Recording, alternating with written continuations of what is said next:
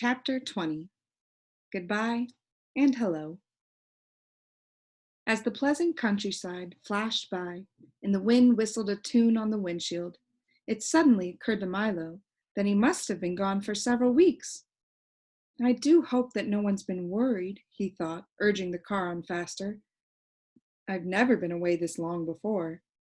The late afternoon sun had turned now from a vivid yellow to a warm, lazy orange, and it seemed almost as tired as he was. The road raced ahead in a series of gentle curves that began to look familiar, and off in the distance the solitary Tollbooth appeared, a welcome sight indeed. In a few minutes he reached the end of his journey, deposited his coin, and drove through. And almost before realizing it, he was sitting in the middle of his own room again.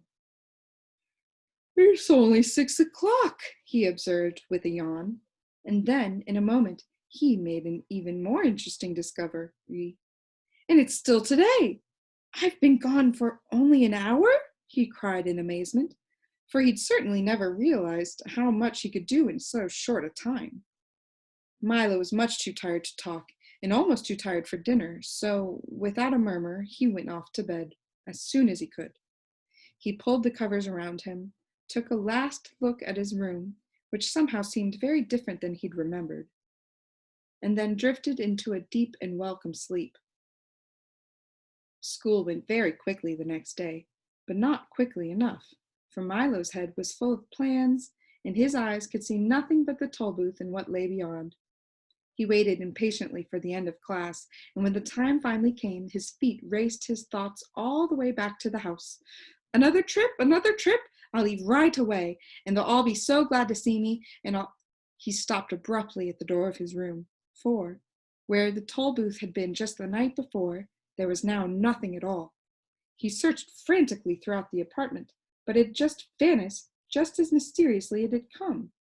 And in its place was another bright blue envelope, which is addressed simply, "For Milo, who knows the way." He opened it quickly and read, "Dear Milo, you have now completed your trip, courtesy of the Phantom Tollbooth. We trust that everything has been satisfactory and hope you understand why we had to come and collect it. You see, there are so many other boys and girls waiting to use it too.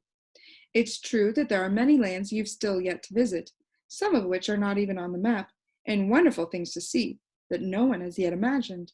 But we're quite sure that if you really want to, you'll find a way to reach them all by yourself. Yours truly."